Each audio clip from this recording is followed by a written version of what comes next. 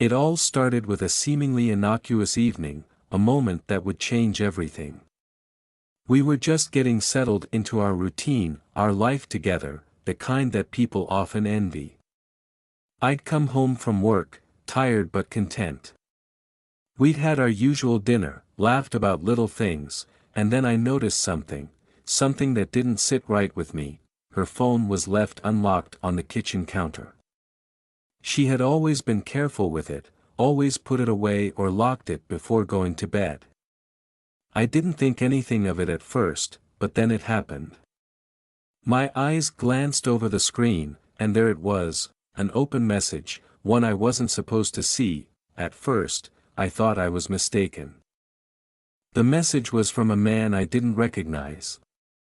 The tone of it was casual at first, but then something clicked.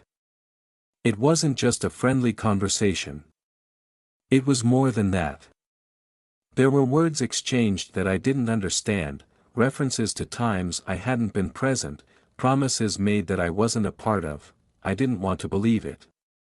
I told myself it was nothing. It had to be nothing. But deep down, something inside me told me otherwise. I tried to ignore it, to push it away, but the feeling of unease settled in. That night, sleep was impossible. My mind replayed every little detail, the tone of her voice, the way she smiled, the little things that now seemed like red flags I had ignored for months. The next day, I couldn't stop thinking about it. I told myself I wouldn't bring it up, that I shouldn't be paranoid. But the more I tried to dismiss it, the more it gnawed at me. Finally, I couldn't take it anymore. I confronted her, my voice trembling, but I did my best to hold it together. I asked her about the message. She froze, just for a second, and then gave me a smile that didn't quite reach her eyes. That smile. I'd seen it before, but now, it felt different. I wanted to believe her when she said it was nothing, that it was just a misunderstanding. But her voice lacked conviction, and the hesitation in her words was undeniable. The truth hit me like a brick wall. I could see it in her eyes, she wasn't telling me the whole story. And as the realization sank in, I felt something cold take root in my chest. Betrayal. It was so sudden, so overwhelming that it left me breathless. That was the moment everything changed. That was the moment I knew my life, the life I had thought was so stable, was built on lies. And from that moment on, nothing was ever the same again. You'd think a man catching his wife in bed with another man, his best friend, no less, would explode. That's what everyone expects in these stories, right? Yelling, fists flying, maybe even some broken furniture to make the betrayal feel real. But the truth is, when the worst possible thing unfolds right before your eyes, the last emotion that rises isn't rage. It's emptiness. That's what I felt. A deep, echoing hollowness that spread through my chest like wildfire, consuming every ounce of emotion I should have had. No anger. No heartbreak. Just a void, like standing in the middle of a vast, empty room where all the air had been sucked out. And in that silence, clarity hit me harder than any punch could have, so instead of doing what every fiber of my being screamed at me to do, break something, scream, demand answers, I turned around and walked straight to the kitchen. The sound of my bare feet on the hardwood echoed with every step, each tap like a countdown to the storm they probably thought was coming. I could feel their eyes on me, their confusion, their fear of the explosion they assumed was inevitable. But that explosion never came. Instead, I did the most unexpected thing I could think of. I made breakfast. I pulled out the eggs from the fridge, cracked them with mechanical precision, letting the yolks bleed into a cold glass bowl. The skillet sizzled as butter melted, filling the air with the familiar scent of morning comfort. I toasted bread, perfectly golden, with the same crispy edges she always loved, and sliced fresh avocados so thin you could see the ridges of the knife's blade on every piece. Every movement was calculated, every cut deliberate, not because I wanted to cook but because I needed control over something, and here's the thing, I wasn't making breakfast because I forgave them. I wasn't trying to act civilized or pretend everything was fine. No. I wanted them to feel every single second of discomfort. I wanted every bite of that perfectly cooked meal to taste like guilt. I wanted them to choke on my silence, to drown in their own shame while I served them the kind of kindness that cuts deeper than any insult ever could. They stood there, paralyzed, like statues carved out of fear and confusion. I didn't look up as I heard them whispering, her voice shaking, his voice low and tight, both of them scrambling for a reaction that wasn't coming. The more silent I remained, the louder their panic became. That was the power shift right there.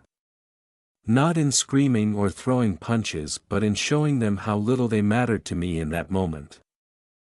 Finally, when the table was set, I placed their plates down gently, one in front of each of them.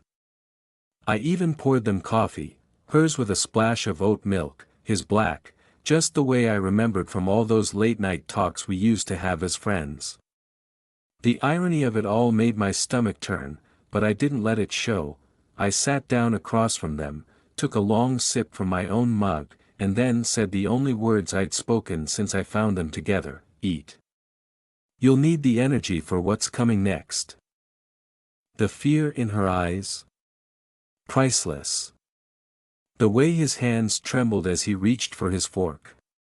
Even better. They didn't know it yet, but this wasn't just about betrayal anymore. This was about showing them both that real power isn't in breaking someone's heart, it's in making sure they remember who really holds the knife, and I was going to make damn sure they never forgot. The silence around the table was suffocating, thick like smoke after a fire. Every second stretched into infinity, and I could feel them squirming under the weight of it. The fork in his hand scraped nervously against the edge of the plate, a tiny, metallic screech that echoed in the vast emptiness between us. His knuckles were white, gripping the utensil like it was the only thing keeping him grounded. Pathetic, she didn't even try to touch her food. Her hands were clasped together in her lap, fingers twisting around each other like they were trying to strangle the guilt out of her own bones. I could almost hear the thoughts racing through her mind, excuses, half-formed apologies, desperate hopes that maybe, just maybe, this wasn't real. That maybe I was still the man who would sweep her mistakes under the rug just to keep the illusion of a perfect marriage alive, but that man had died the second I saw her body tangled with his in the sheets we once called ours. I let the silence hang there, dragging out every ounce of discomfort from them. They didn't know it yet, but this wasn't just a meal, it was a funeral. The death of the trust we once shared, the burial of every promise she'd ever made. And as they sat there, drowning in my quiet rage, I studied them like a scientist observing two pitiful specimens trapped under glass. Finally, I broke the silence, my voice soft but sharp enough to cut through steel. So, I said, taking another slow sip of coffee. How long has this been going on? She flinched like I had slapped her across the face. He shifted in his chair, suddenly fascinated by the pattern of crumbs on his plate. Neither of them answered, and for a moment, I let them believe that was an option, but silence wasn't going to save them. Not anymore. I asked a question, I repeated, my voice lowering by a fraction, just enough to let them feel the weight behind every syllable. And I expect an answer. Her lips parted like she wanted to speak, but no words came out. Tears welled up in her eyes, the glossy sheen of regret, or maybe just fear of being caught. It didn't matter. Tears were worthless now. I had seen the truth, and no amount of crying would wash the betrayal off her skin. It was a mistake, she finally whispered, her voice cracking like thin glass. It just Happened. Once. It didn't mean anything. Once, I almost laughed. Not because it was funny, but because the lie was so pitifully transparent.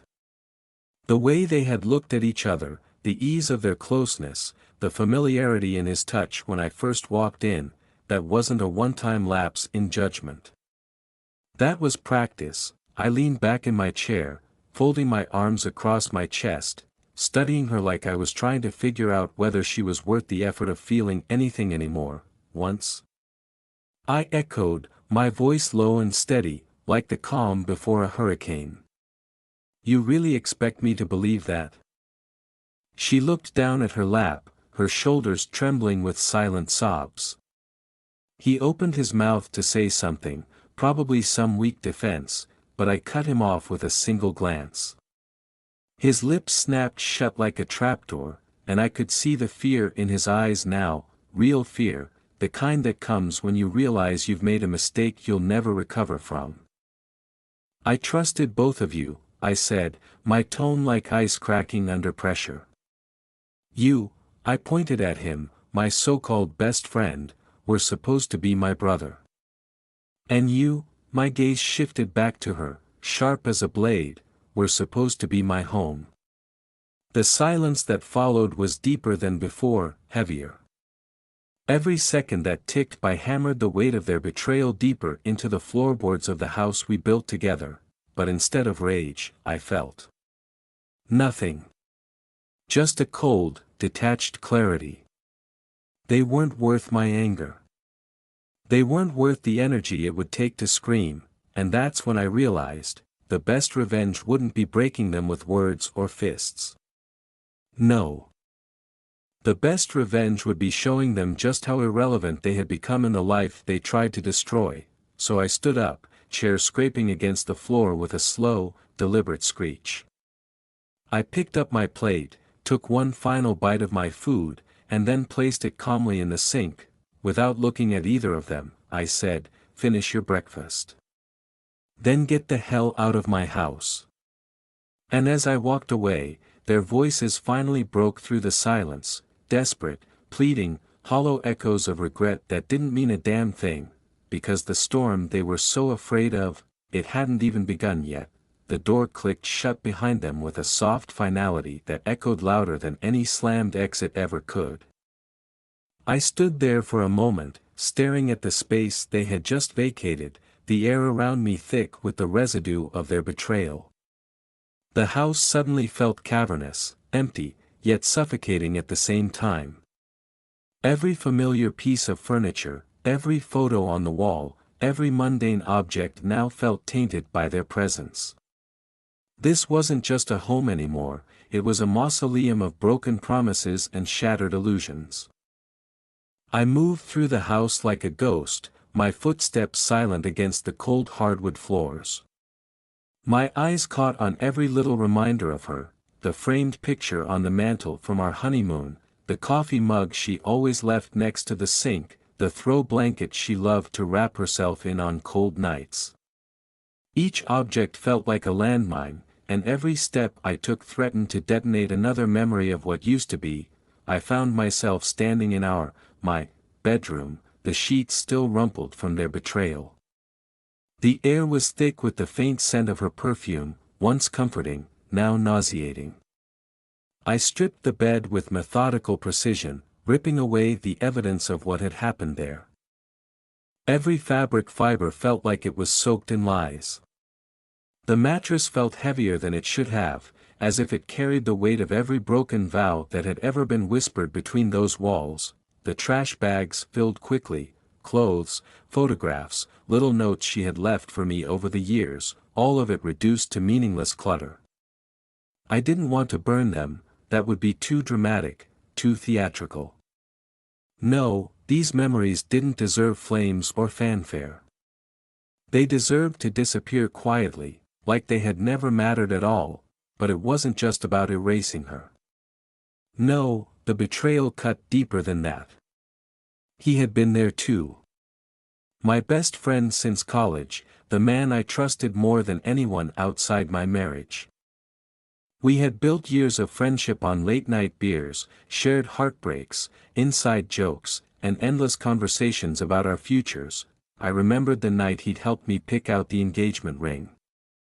We'd spent hours in that tiny, overpriced jewelry store, and he had been the one to convince me to go for the more expensive diamond because, in his words, she deserves the best, man.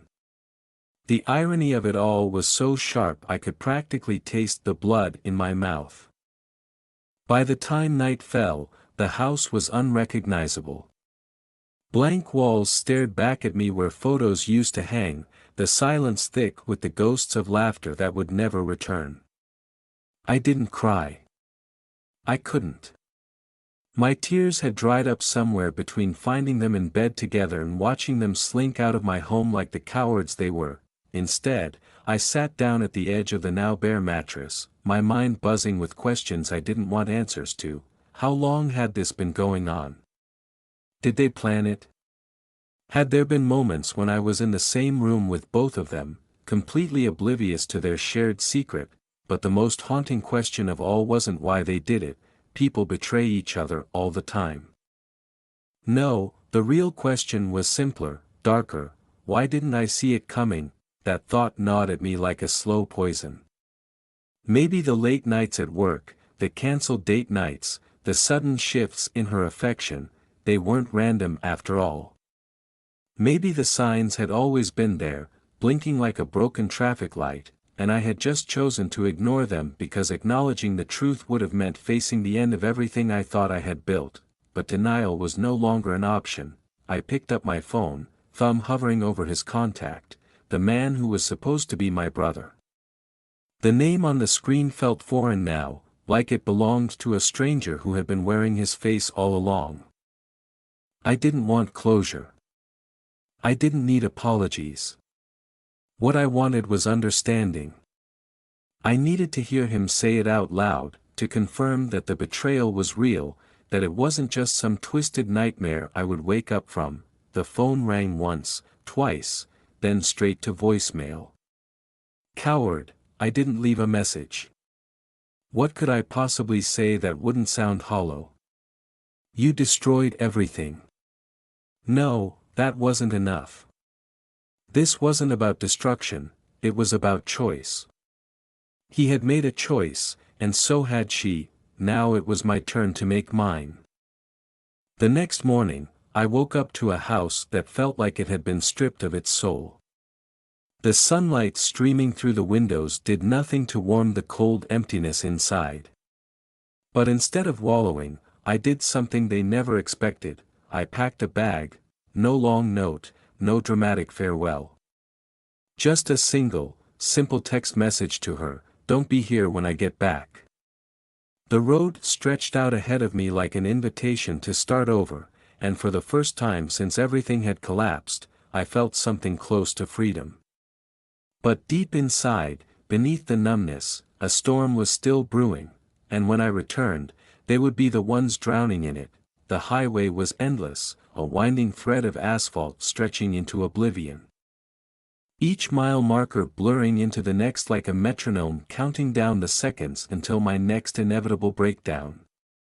The sun glared overhead with an indifference that felt personal, like even the universe had decided I deserved this humiliation. My hands clenched the steering wheel tighter than necessary, the white-knuckled grip the only thing keeping me from unraveling completely. I didn't have a destination in mind, just distance.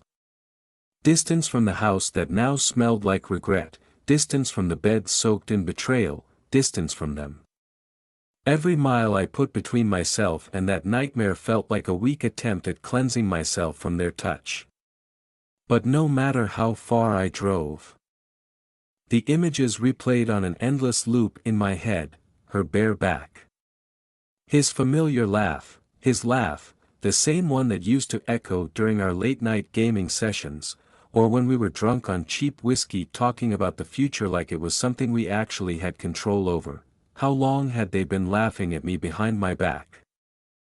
The weight of the betrayal wasn't just emotional, it was physical, like carrying a 100-pound anchor chained to my chest.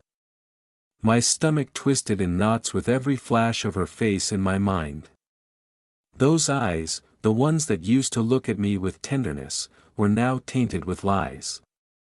How many of our quiet nights, our shared moments of vulnerability, had been contaminated by their secret? I pulled off at a rundown gas station somewhere in the middle of nowhere. The fluorescent lights flickered ominously, casting a sickly yellow glow over the cracked pavement. I stumbled into the grimy bathroom, gripping the edges of the sink like it was the only thing keeping me from collapsing entirely. My reflection stared back at me, eyes sunken, jaw clenched so tight I thought it might crack. "Who the hell are you now?" For the first time since the betrayal, I let myself feel it all. Not just the anger, but the shame. The gut-wrenching humiliation of knowing I had been the fool. I had trusted too much, loved too deeply, given both of them every part of me, and this was my reward, a scar I'd carry for the rest of my life. I splashed cold water on my face, trying to wash away the exhaustion etched into every line of my skin. But water couldn't cleanse betrayal. Nothing could. I stared at myself for what felt like hours, every second dragging me deeper into the black hole of self-doubt. Maybe I wasn't enough. Maybe I hadn't been enough for years, and this was just the final, inevitable proof. But then another thought hit me, a colder, sharper realization. Why the hell am I the one breaking down? They were the ones who destroyed everything. They were the ones who carved the wound, yet I was the one bleeding out in a dirty gas station bathroom. No, this wasn't going to be my story of defeat. If they thought I would crumble quietly, they were dead wrong. I got back in the car, slamming the door so hard the whole frame shook. My mind was clearer now, clear in a way that only comes when you hit absolute rock bottom and realize there's nowhere left to go but up. I didn't need revenge. I didn't need an apology. I needed to take back control. The next few hours blurred together, road signs flew past like ghosts of forgotten promises. Every heartbeat pulsed with a new sense of determination. I wasn't running anymore. I was preparing for war, not with fists or rage, but with something far more powerful, indifference. Nothing would hurt them more than realizing they no longer had the power to break me. I arrived at a small motel just before midnight. The neon vacancy sign buzzing softly like a lullaby for the broken. The room was cheap, the sheets smelled faintly of bleach, and the walls were thin enough that I could hear the couple next door arguing about something trivial. It didn't matter. For the first time in days, I slept, and when I woke up, something inside me had shifted. The texts had already started pouring in, her apologies, dripping with insincerity, his pathetic attempts to explain what couldn't be explained. I didn't respond. I didn't block them either. Ignoring them was its own form of power, a silent reminder that they weren't even worth the effort of anger anymore. Instead, I started planning, not revenge. Not justice, rebuilding. They thought they'd destroyed me, but what they didn't realize was this: sometimes, the cleanest rebuild comes after total demolition. The days blurred into one another, each one a continuation of the last. I spent my time in a haze of motion, filling the empty spaces with noise and movement, avoiding the stillness that invited thoughts I wasn't ready to confront. The motel room became my temporary sanctuary, a place where I could be someone else, far from the wreckage of my life. I was no longer the betrayed husband. I wasn't the friend who had been left behind in the dust. I was simply me, or, at least, the version of myself I could hold on to. In the quiet moments, I found myself scrolling through photos on my phone, a constant reminder of what I had lost. But it wasn't just her that haunted me anymore. It was the friendship. The bond that had once been as unbreakable as steel. It was the memories of laughter, of shared moments, of trust. How had I let it all slip through my fingers so easily? The weight of the past crushed me again and again, like the endless waves of the ocean dragging me back into the storm, but there was a shift in the air, a subtle one at first, barely noticeable. It was like a switch had flipped, and for the first time, I realized I wasn't drowning. I was simply letting the waves wash over me, not fighting against them. The more I allowed myself to feel the pain, the deeper the scar became, yes, but also, the closer I came to the surface. I was learning how to breathe again. I took walks in the early mornings. My steps echoing through the empty streets like the pulse of a heart slowly coming back to life. It was strange, how the world didn't stop for my grief. People still went about their business, smiling, chatting, living their lives. It made me realize that life didn't pause for anyone, not even for betrayal. But something in that realization gave me a strange sense of strength. If life could keep moving, then so could I. I didn't rush to confront them. That would have been too easy, too satisfying in a way I wasn't interested in anymore. No, I needed time. I needed distance. I needed to become someone who wasn't defined by them. I wasn't the man who had been left behind in the ruins of a broken marriage. I was a person who had been hurt, yes, but I was not defined by the pain, so I started over in small ways. I joined a local gym, not to get revenge, not to become someone they'd envy, but because I needed it. The physical exhaustion was the only thing that helped quiet my mind. The weight of dumbbells in my hands was a reminder that I could still control something. The rhythm of my feet pounding on the treadmill reminded me that I was still alive. Still moving, despite everything, I began reading books I had put off for years, trying to reclaim the parts of me that had been drowned out by years of emotional neglect. I began to write, not for anyone else but for myself. The pen became my weapon, and the pages, my battlefield. I poured my thoughts into journals, scribbling down everything I felt, the anger, the confusion, the sadness, and yes, even the moments of peace that started to creep back into my life. I reached out to old friends, real friends, the ones who had never let me down. We went to dinner, we laughed, we reminisced. Slowly, I realized something important: the world hadn't ended with their betrayal. Yes, my life had been fractured. But it wasn't destroyed. There was still room to rebuild, and that's when I started to understand that I had been wrong all along.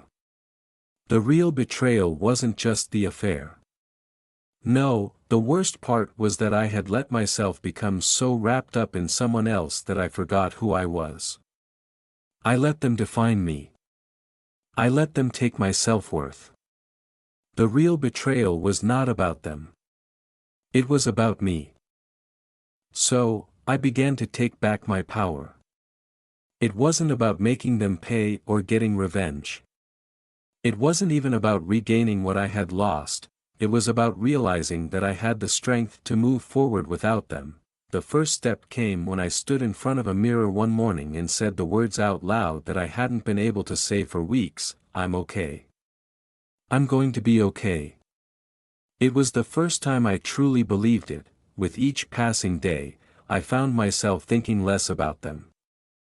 I didn't need to know their reasons, their apologies, or their excuses. I didn't care if they regretted it. The only thing that mattered now was that I was alive, I was breathing, and I had control over my own life again. But that didn't mean I was completely free from the past. The memories still lingered, like shadows at the edge of my consciousness. I saw them in my dreams sometimes, in fragmented flashes of her laughter, his voice, the way their bodies had moved together. But those dreams no longer held the same weight. They no longer had the power to pull me back into the pit of despair. It was a slow process, but with every passing day, I reclaimed more of myself. I found new things to love about life. I found new passions, new interests, and most importantly, I found myself, eventually, I returned home, not to confront them, no, they weren't even on my radar anymore. I returned home to reclaim what was mine. The house, once full of painful memories, became mine again. I redecorated, cleaned, rearranged. It wasn't just a house.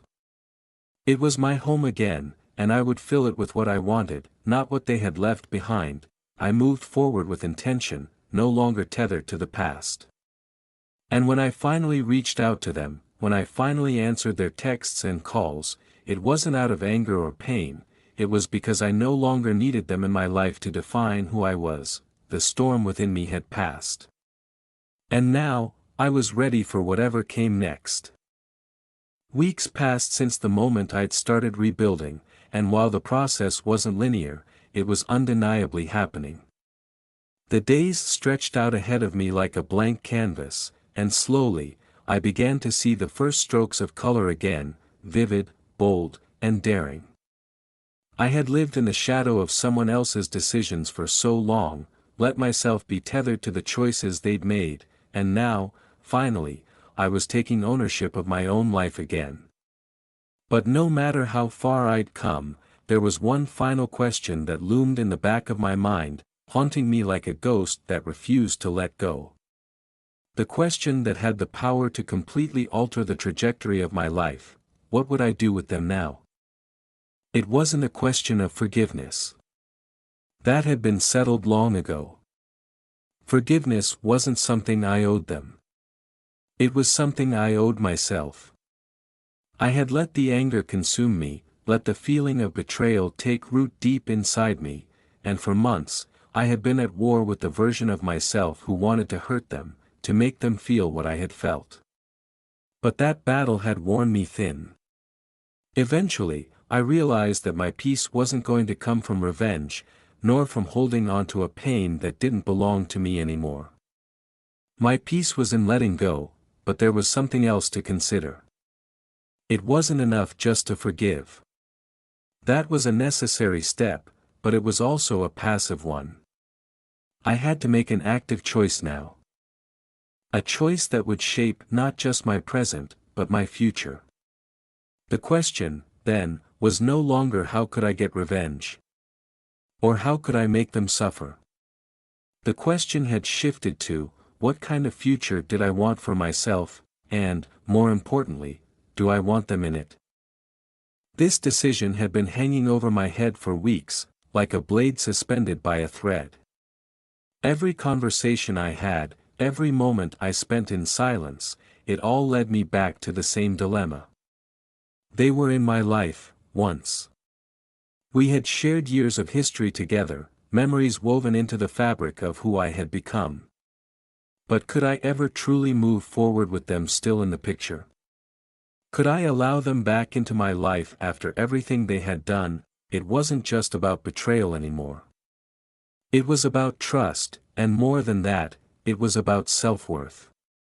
I had spent too long second-guessing my own instincts, doubting myself, and letting my life be defined by their choices.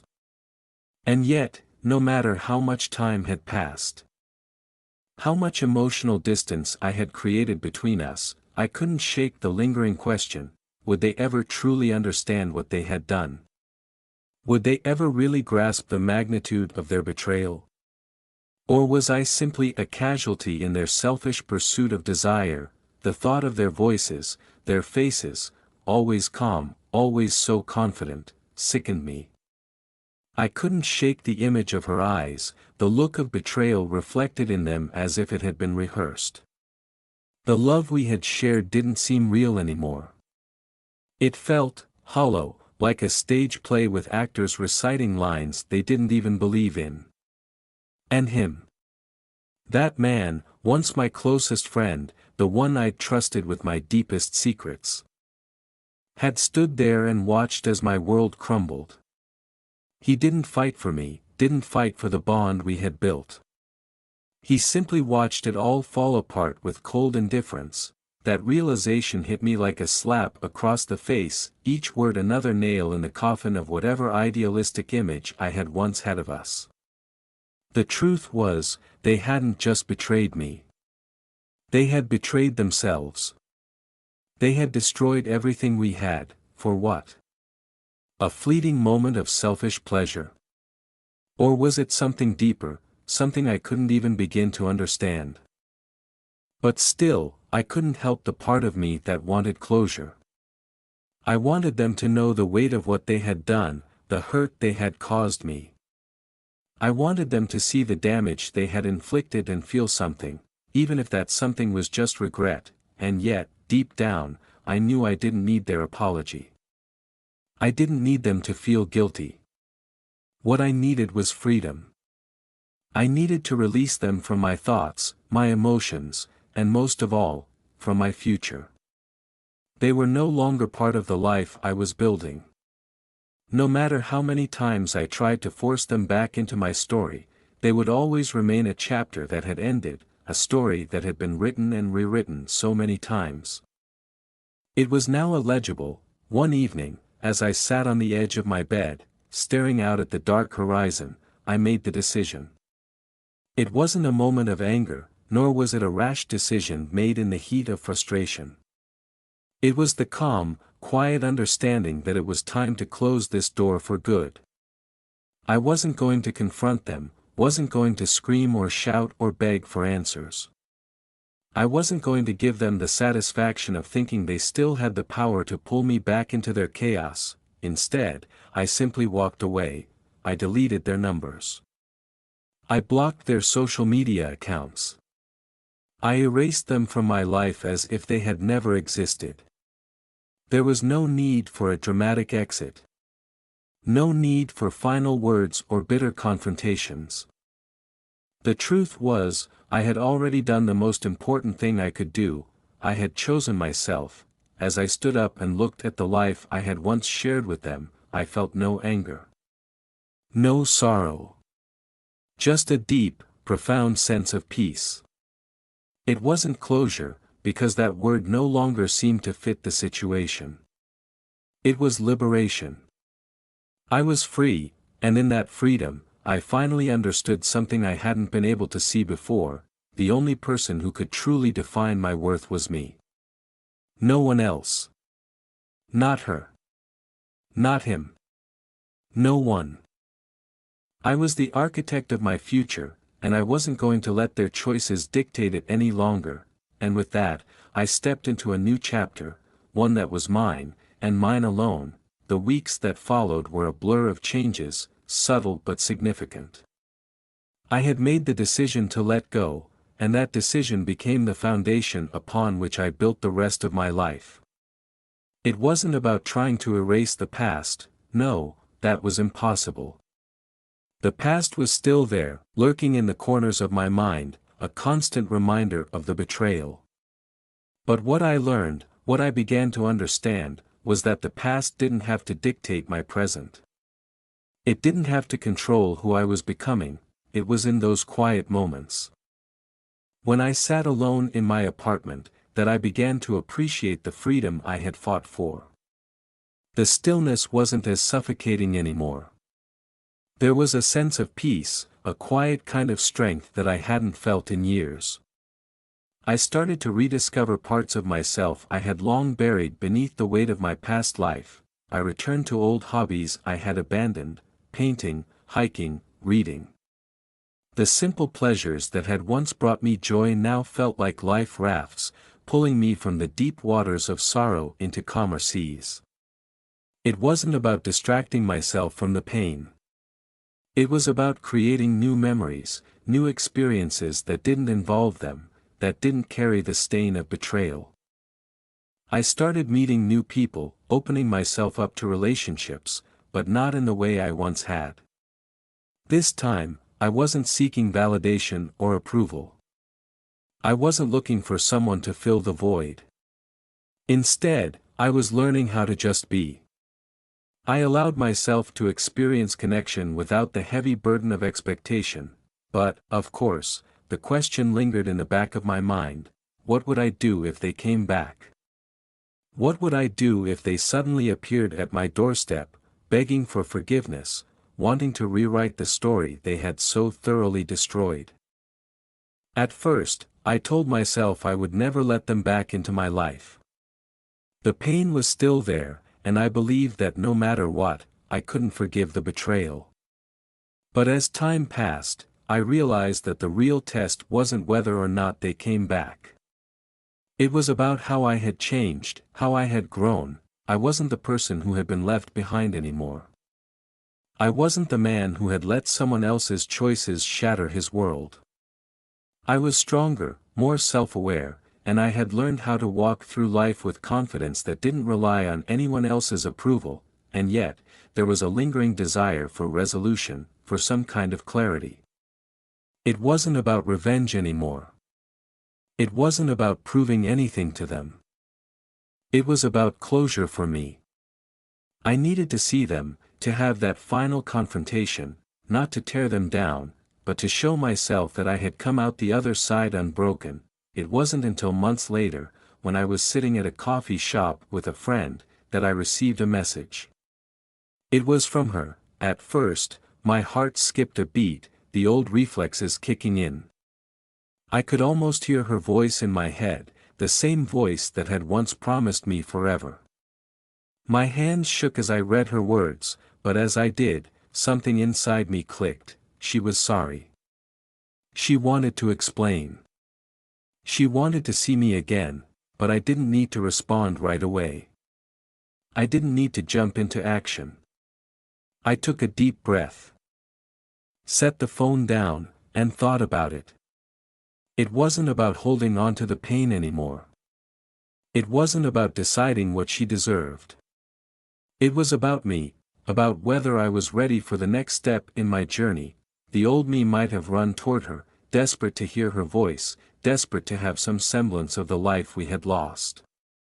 But the new me? The one who had learned to heal and move on. I didn't need that closure anymore. I didn't need her to give me any answers. So, I made the choice to leave the message unread. I didn't block her, I didn't reply. I simply let it sit there, a reminder of the life I was no longer living. It was a small act, but it felt monumental. I didn't need to revisit the past. I had my future ahead of me now, one that was no longer tethered to their mistakes, no longer defined by their betrayal. The day I chose not to respond was the day I realized I was free, free of them, free of the past, and free to write my own story. The weight had lifted, and in its place, there was a lightness I hadn't felt in years. The road ahead wasn't always clear, but I was finally ready to walk it on my own terms, and that was enough. The decision to leave the past behind wasn't easy. I would be lying if I said that I didn't wake up some mornings with the ghost of doubt whispering in my ear, questioning whether I had made the right choice. There were nights when I would lie awake in bed, staring at the ceiling, the silence amplifying the questions that lingered in my mind. Did I really let go of everything, or had I simply buried the hurt, pretending it didn't exist? Was this peace that I had worked so hard to build truly real, or was it just another facade, another distraction from the pain that still resided deep inside? But each day, as the sun rose and I began to rebuild the rhythm of my life, I realized something fundamental. Healing wasn't a linear process. It wasn't about erasing the past, but about finding a way to coexist with it, to accept that it had happened, and to choose to move forward despite it. I started focusing on the things that truly mattered. The little victories that had once seemed insignificant now held a depth of meaning. I rediscovered passions I had forgotten. I found joy in small, everyday moments, like making my favorite coffee, listening to music that made my soul stir, and spending time with the friends who had supported me from the very beginning. Most importantly, I started to learn how to be content with myself. I no longer needed validation from anyone else. For so long, I had allowed my sense of self-worth to be tied to another person's actions, to their opinion of me. I had believed that their love, their loyalty, was what defined me. But the truth was, I had always been enough. I had always been worthy of love and respect, and I didn't need anyone else to confirm that for me. In this newfound freedom, I started to rebuild relationships that had frayed over time. I wasn't rushing into anything or trying to fill any empty spaces with people or experiences that weren't right. Instead, I took my time, built trust slowly, and allowed myself to grow naturally into the person I was meant to be. And that was enough. I didn't need to compare my life to anyone else's. I was on my own journey now, one that was uniquely mine. As months passed, the memories of betrayal still lingered, but they no longer held power over me. They had become part of my story, but they didn't define it. I had learned to forgive, not for them, but for myself. I had learned to set boundaries, to protect my peace, and to cherish my own company. I had learned that I didn't need to answer to anyone, that I didn't need to prove anything, and then, one day, it happened. A new chapter. It wasn't an overnight transformation, and it certainly wasn't perfect. But slowly, I began to see myself in a new light. I met new people, formed new connections, and found love in unexpected places. The kind of love that was healthy, that was based on mutual respect and trust, not built on illusions or false promises. A love that made me feel strong, grounded, and free. I didn't let go of the past because it didn't matter anymore. I let go because I realized that I was worth more than the pain that had once consumed me. I was worthy of a life that was filled with joy, peace, and the freedom to choose my own path. As I looked ahead, I saw the horizon stretched out before me, open, wide, and full of possibilities. I didn't know what the future held, but I knew that whatever it was, I was ready. I had finally embraced the truth. I was not a victim of my past, but a survivor of it. And that made all the difference. So, here I was, standing at the edge of a new beginning, no longer defined by the heartbreak, no longer tethered by the chains of betrayal. I was free. And that was all I needed.